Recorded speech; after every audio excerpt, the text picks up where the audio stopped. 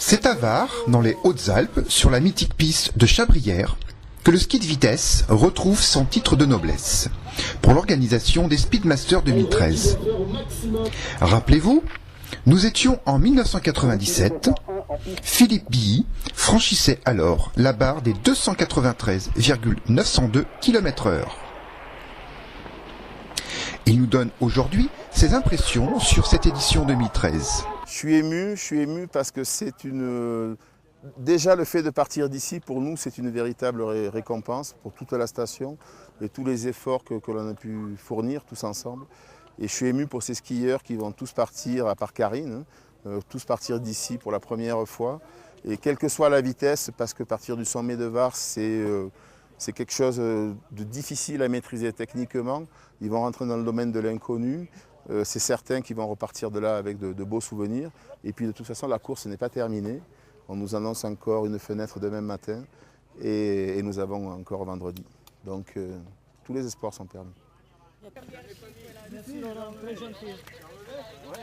Comme pour la Formule 1, le ski de vitesse est un savant dosage de préparation physique et de recherche technologique. Le point d'orgue de cette journée exceptionnelle est le départ du sommet de la piste de Chabrières, avec ses 98% d'inclinaison.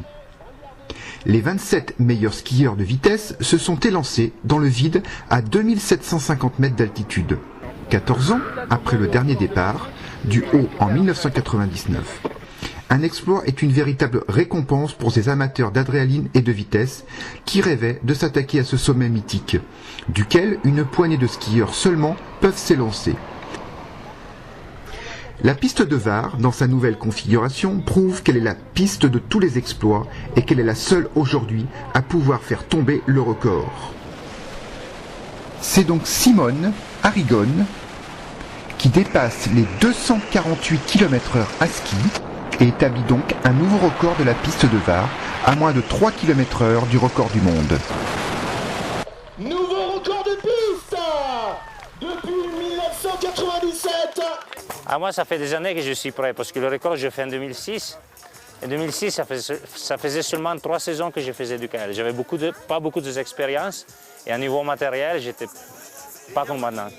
Et moi, j'ai développé ma technique, ma position, mes matériels. Et moi, je sais que maintenant, je suis mieux qu'en 2006 quand j'ai fait le record. Alors, c'est clair qu'on peut skier plus rapide. On a besoin seulement de la neige un peu plus rapide que ça.